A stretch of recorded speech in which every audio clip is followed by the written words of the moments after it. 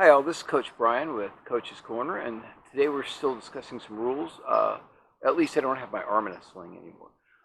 We're discussing racking the bike in transition, and there's a couple different methods for doing that. I get a lot of questions people ask about racking the bike, and there's a couple ways to do it, but really it's fairly simple. And we're going to read the rule. We're going to start off.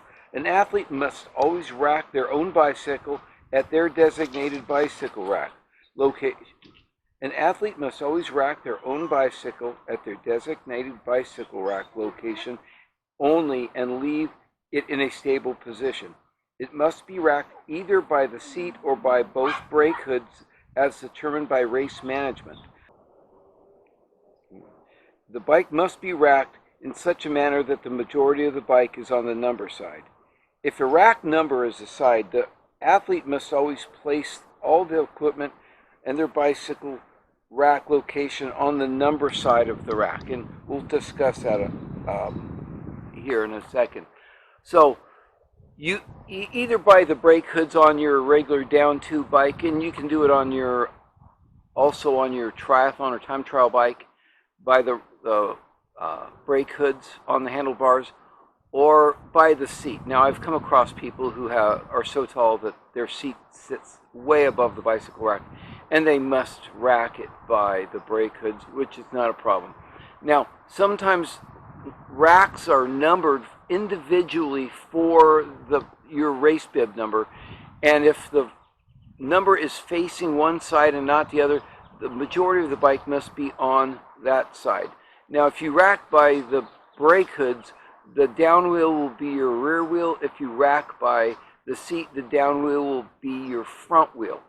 The key important thing here is that the down wheel is the side you set up your transition zone on, and you put your gear bag underneath the rear wheel.